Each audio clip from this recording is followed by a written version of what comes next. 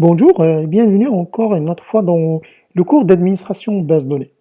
Dans cette séance, on va introduire le mot d'administration dans Oracle, mais tout d'abord, on va voir qu'est-ce que ça veut dire une base de données. Tout d'abord, une base de données, tout simplement, est un ensemble des données qui sont structurées, euh, et enregistrées et sauvegardées dans des supports informatisés, tels que, par exemple, un disque dur, une cassette de sauvegarde, un DVD. Et l'objectif principal, c'est de satisfaire les besoins des utilisateurs au sein de l'entreprise. Bien sûr, dans une entreprise, on trouve plusieurs services. Et chaque service manipule un ensemble des données. Et ces données sont stockées, enregistrées dans une base qui sera donc accessible par tout le monde, c'est-à-dire par tous les services, tous les utilisateurs de l'entreprise. Et cette base de données est gérée par un système. Ce système, ce qu'on appelle système de gestion de base de données, bien sûr que nous avons plusieurs types de systèmes de gestion de base de données tels qu'Oracle, MySQL et SQL Server, ou on a d'autres qui ne sont pas reconnus dans le monde informatique, mais les plus utilisés actuellement ce sont ces trois-là, Oracle, MySQL et SQL Server. On va consacrer bien sûr notre étude ou les tutoriaux qu'on va les voir par la suite sur le système de gestion de base de données Oracle, parce que Oracle est très puissant au niveau de la gestion des utilisateurs et la gestion des données qui sont stockées dans la base. Alors, comment fonctionne un système de gestion de base de données? Supposons que nous avons une application installée dans un service, par exemple les ressources humaines, et cette application demande des informations, par exemple la sélection de l'ensemble des employés. Donc un utilisateur envoie une demande, une requête, vers le système de gestion de base de données, et par la suite le système va traiter la demande en consultant le schéma relationnel. En fait, le schéma qui est stocké dans la base de données, tel que schéma employé. Puis par la suite, le système examine la description bien sûr physique de la base et il va consulter par la suite le système d'exploitation. Parce que le système de gestion de base de données est installé dans le système d'exploitation. Et le système de gestion de base de données va gérer le schéma. Par contre, le système d'exploitation gère tout ce qui est fichier, tout ce qui est stockage. Alors le système d'exploitation va accéder à l'enregistrement physique, ça veut dire dans le support, c'est-à-dire dans le disque dur. Il va consulter les fichiers dans lesquels installer les données ou les données qui sont enregistrées, bien sûr, et ces données-là seront examinées par le système d'exploitation et par la suite seront transférées vers une mémoire RAM. Donc une partie de mémoire RAM pour laquelle donc nous avons un nombre de mégaoctets et ces données qui seront stockées d'une manière temporaire au moment de l'utilisation par le système de gestion de base de données. Et donc ce tampon sera accessible par le système de gestion de base de données d'une manière logique. Et quand on termine, c'est-à-dire quand on atteint ou on ferme la base de données, bah, automatiquement la mémoire sera libérée par le système d'exploitation. Et puis, donc ces données seront transférées par la suite vers l'utilisateur final à partir du tampon, c'est-à-dire à partir de la mémoire. C'est pas directement à partir du disque dur, c'est-à-dire physiquement, mais d'une manière logique à partir de mémoire qui est gérée par le système d'exploitation. Bien, maintenant, qu'est-ce que ça veut dire Oracle? Donc, comme j'ai dit, donc on va étudier Oracle comme cas d'un système de gestion de base de données. Ce système, créé en 1977 par Larry Ellison, Larry Ellison est un un Américain qui a créé ce système et puis a vendu ce système à une société, ce qu'on appelle Sun Microsystems, euh, qui a acheté ce système de gestion de base de données en 2009. Et donc, Oracle est devenu propriétaire de Sun. Et en même temps, Sun, c'est propriétaire de Java. Ça veut dire que Oracle et Java appartiennent à la même société. Quelles sont les versions d'Oracle? On a plusieurs versions.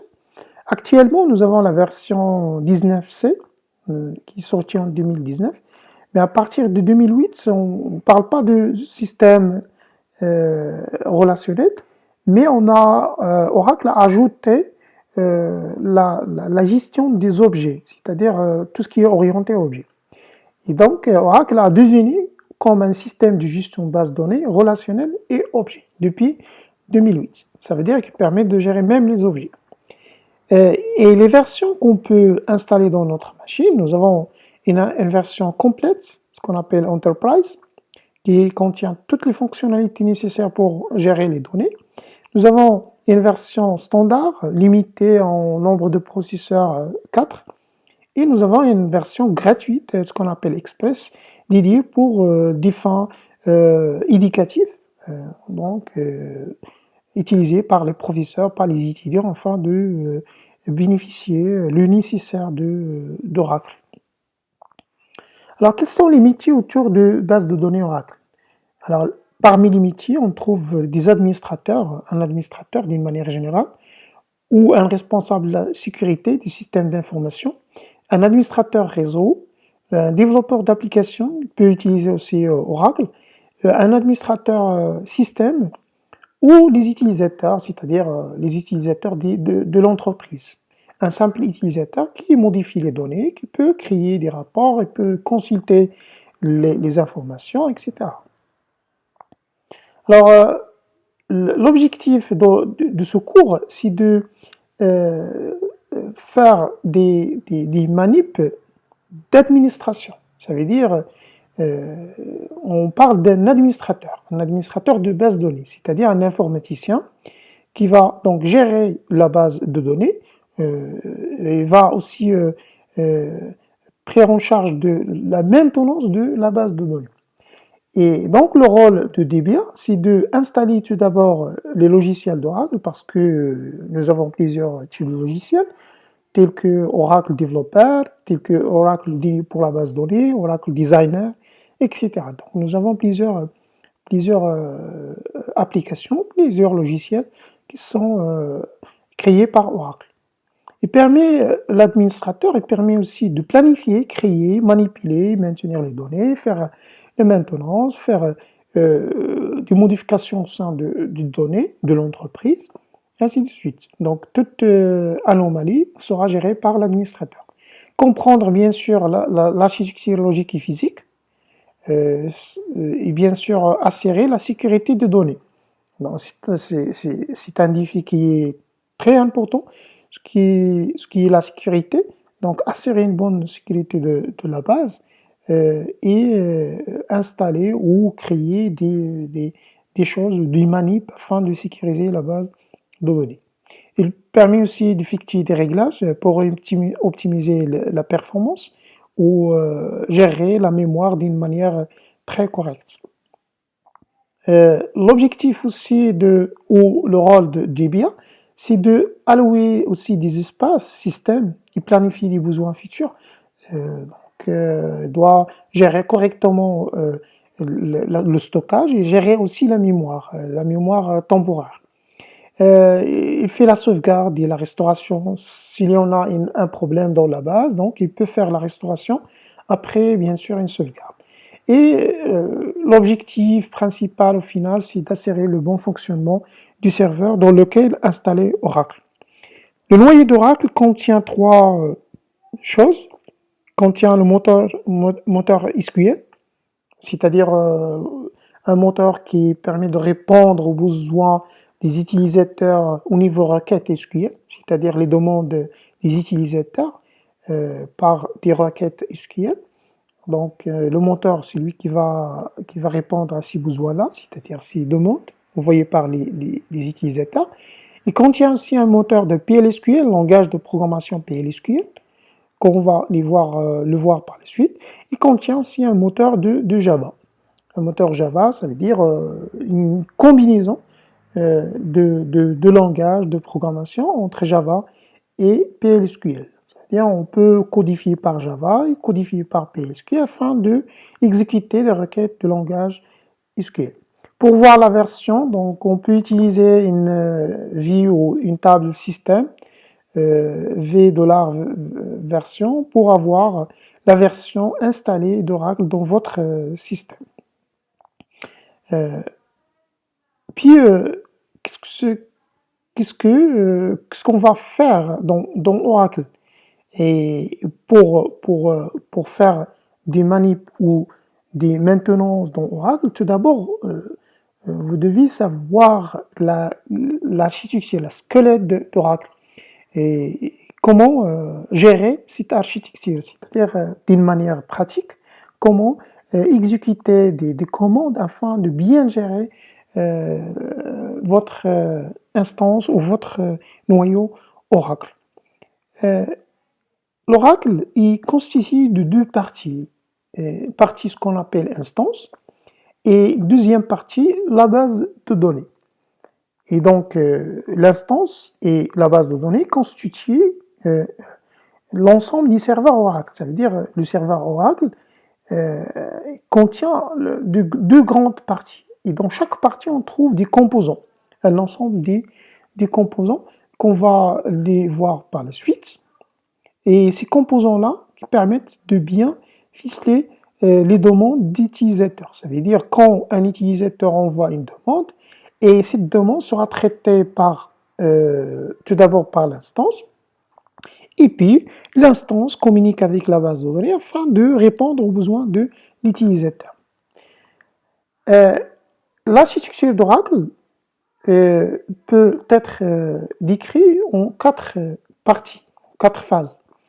Tout d'abord la connexion à la base de données, et puis la structure de mémoire, qui est une partie bien sûr de l'instance, et le processus d'arrière-plan, qui appartient aussi à l'instance, et la structure physique, c'est-à-dire les fichiers, l'ensemble des fichiers de la base de données d'Oracle. Alors comment ça se passe quand le client contacte le serveur? Premièrement, nous avons ce qu'on appelle un listener, un processus d'écoute qui est installé dans Oracle. Et ce processus est lié à un port. Et donc, quand le client envoie la demande via ce port-là, le listener va capter la demande et puis traiter la commande. Alors, le processus d'écoute au listener, il va démarrer ce qu'on appelle un processus serveur. Il va réserver une mémoire temporaire, ce qu'on appelle PGA. On va discuter par la suite sur cette mémoire-là. Donc, une mémoire PGA, cette mémoire est réservée pour l'utilisateur, pour ce client-là. Et puis, en même temps, listener va envoyer un accusé de réception au client, comme quoi que la demande est bien reçue. Et puis, par la suite, le client établit la connexion avec le serveur. Donc, via cette mémoire dédiée. Ça veut dire que ce client va communiquer avec le serveur et toutes les informations du client seront stockées d'une manière temporaire dans cette PGA, dans cette mémoire-là. Et puis, le processus serveur, maintenant, communique avec la base de données via l'instance et puis par la suite récupérer les données qui se trouvent dans la base de données. Comme j'ai dit, donc l'architecture d'Oracle est constituée de deux parties, partie instance et partie base de données. Et l'instance, c'est la partie mémoire, en fait. C'est-à-dire, quand un utilisateur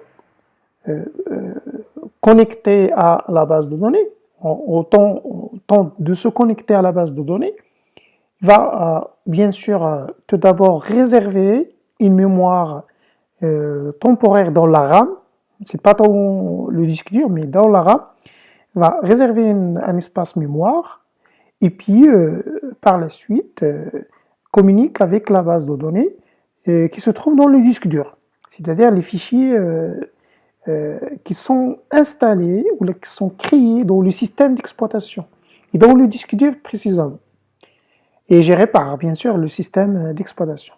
Alors l'utilisateur va réserver une mémoire PGA et puis se connecte à une mémoire globale, ce qu'on appelle System Global Area, et ici va démarrer un ensemble de processus. Et quand la mémoire est démarrée, cette mémoire-là, quand la mémoire est démarrée, alors dans ce cas-là, ça veut dire on parle de l'instance. Donc l'instance est démarrée.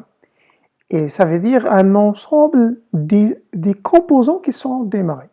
C'est-à-dire un ensemble des composants mémoire. Et puis un ensemble des processus, des agents qui vont être démarrés afin de aider l'utilisateur à, bien sûr, à faire des choses dans la base de données, c'est-à-dire faire des modifications, des suppressions, des ajouts, etc. Ça dépend de, bien sûr, la demande de l'utilisateur. Donc, en revanche, le processus utilisateur communique avec le processus serveur. Le processus serveur va créer une mémoire PGA qui n'est pas inclue dans l'instance, qui est en fait réservée pour l'utilisateur. Et cette mémoire ESIA, c'est pour tous les utilisateurs. Ça veut dire qu'elle va être démarrée pour tous les utilisateurs. Et donc, quand on ne démarre pas la mémoire, on démarre ce qu'on appelle une instance. Quand on démarre l'instance, ça veut dire automatiquement qu'on démarre l'ensemble des mémoires qui se trouvent dans ESIA, dans cette mémoire-là, Global Area. Et on démarre aussi ce qu'on appelle les processus. Et puis, quand l'instance est démarrée, par la suite, l'Oracle va démarrer la base de données. Ça veut dire, ici, on a deux choses qui sont tellement séparées. Nous avons la mémoire, et nous avons le disque dur. Nous avons ici la RAM, et nous avons ici le disque dur. Et donc, quand on peut démarrer l'instance, sans démarrer la base de données. Et donc, quand on démarre l'instance, à ce moment-là, on peut démarrer par la suite la base de données. Quand on démarre la base de données, ça veut dire qu'on a démarré l'ensemble des fichiers qui se trouvent dans la base de données, c'est-à-dire qui se trouvent dans le disque dur, tels que des fichiers de ce qu'on appelle de données, qui contiennent les données, fichiers de contrôle et fichiers de journalisation. On va détailler bien sûr par la suite tout ça. Et nous avons aussi fichiers de journalisation archivés dans un autre disque dur, si vous voulez. Bien, alors pour se connecter, tout d'abord, un utilisateur doit créer un processus utilisateur et puis communique avec le processus serveur. Par la suite, va créer une session dans le serveur et via, comme j'ai dit, PGA, donc la mémoire PGA, Private Global Area, ça veut dire une mémoire privée pour chaque utilisateur. Et par la suite, il va communiquer, ce processus serveur va communiquer avec l'instance, avec la mémoire globale pour tous les utilisateurs. Et donc une mémoire temporaire réservée pour tout l'ensemble des utilisateurs qui sont connectés. Alors tout d'abord, qu'est-ce que ça veut dire PGA? Comme j'ai dit, donc PGA, c'est une mémoire privée, ou Program Global Area ou Private Global Area. Et cette mémoire, c'est une mémoire allouée pour le fonctionnement de l'utilisateur. Pour chaque utilisateur, nous avons une mémoire PGA. C'est une mémoire qui est en dehors de ISGA, c'est-à-dire il n'appartient pas à la mémoire, ISGA, donc il est en dehors de ISGA. Par contre, les autres mémoires, c'est à l'intérieur, donc il se trouve dans ISGA. Et ça veut dire que, ça vient dire que ce PGA-là, c'est une mémoire privée pour chaque utilisateur. Alors, si on a 10 utilisateurs, ça veut dire qu'on a 10 mémoires PGA qui sont démarrées. Et ce PGA, il y a un processus utilisateur. Tel que, par exemple, dans ce schéma-là, donc chaque utilisateur est connecté à la mémoire ISIA via une petite mémoire PGA. Et cette PGA-là peut donc prendre des pourcents de ISIA, si vous voulez. Donc, ce n'est pas obligatoire. mais pour le bon fonctionnement de l'utilisateur, doit avoir 10% de IGA. C'est pas 10% va prendre de cette mémoire, mais c'est-à-dire en termes quantitatifs, donc il va prendre 10 giga de mémoire, 10%, pardon, de mémoire de IGA à partir de la RAM. Et donc on aura plusieurs en fait PGA qui sont dédiés ou qui sont liés à l'ensemble des utilisateurs qui se trouvent dans qui sont connectés au serveur Oracle. Alors, c'est quoi le rôle de PGA? PGA, c'est contient les informations sur la session de l'utilisateur. Il contient aussi les informations sur le traitement de l'utilisateur, c'est-à-dire des requêtes de la session. Donc, l'ensemble des requêtes envoyées pour chaque utilisateur. Les variables de session contient les variables de session, c'est-à-dire les informations concernant la session, telles que le nom d'utilisateur, ou le mot de passe, où il appartient, et à quel fichier stocker le mot de passe, etc. Ce sont des informations concernant la session de l'utilisateur. On a la possibilité de modifier cette mémoire-là, ça veut dire d'une manière manuelle. De toute façon, Oracle va gérer ça d'une manière automatique. Sinon, donc, on peut avoir une modification au sein de PGA en utilisant alter system, la commande alter system set PGA aggregate target, c'est égal à la valeur. Donc, vous pouvez prendre une valeur, ajouter, comme j'ai dit, donc PGA pour l'utilisateur c'est 10%, mais on peut la modifier. Donc, on peut ajouter un 5%, ça veut dire 15% de la mémoire IGA. Donc, si vous voulez. Donc. Et pour voir les informations concernant PGA, vous pouvez consulter une table système, ce qu'on appelle Memory Dynamic Components, qui contient les informations sur l'ensemble en fait des mémoires. Donc, si vous voulez, donc on peut aller vers Oracle et consulter cette mémoire PGA. Alors, tout d'abord, je vais se connecter donc, via SQL Place, donc l'outil SQL Place accède par l'utilisateur, j'accède par l'utilisateur 6 en utilisant le rôle 6DBA avec le mot de passe, et puis on peut voir une description de la table V Memory Dynamic Components.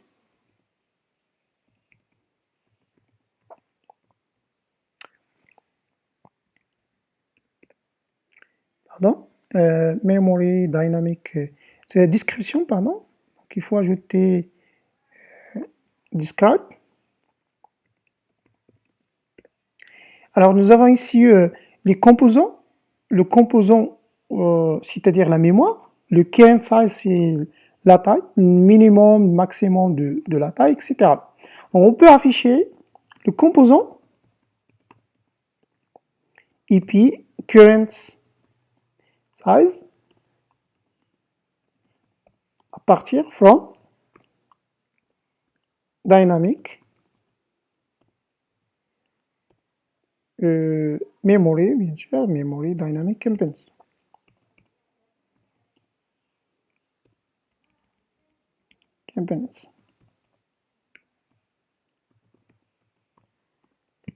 Voilà donc ici l'ensemble des mémoires. Et parmi les mémoires, nous avons PGA, PGA target. PGA target. Alors PGA target, ici la mémoire, c'est 637 mégaoctets comme taille de PGA, réservé pour PGA. On peut aussi utiliser show paramètre PGA, donc comme requête pour afficher les paramètres de PGA. Show paramètres PGA. Alors, vous avez ici PGA target, c'est 604 fois 1024 octets, va donner 600 1300 637 millions octets, ça veut dire à peu près 604 mégaoctets, à peu près. Et on peut modifier, donc en utilisant la cette commande pour modifier, pour ajouter quelques mégaoctets, en utilisant un tel système set PGA aggregate target, c'est-à-dire la taille souhaitée pour cette mémoire. Donc PGA aggregate target, et on met la valeur ou la taille correspondante. Voilà, donc on arrête à ce point-là. Par la suite, on va voir, on va détailler l'ensemble des mémoires de SGA, ça veut dire la mémoire System Global Area. Donc nous avons plusieurs mémoires dedans qu'on va les détailler, et aussi on va détailler l'ensemble des processus utilisés au niveau traitement par bien sûr l'utilisateur pour accéder à l'ensemble des données qui se trouvent dans la base de données.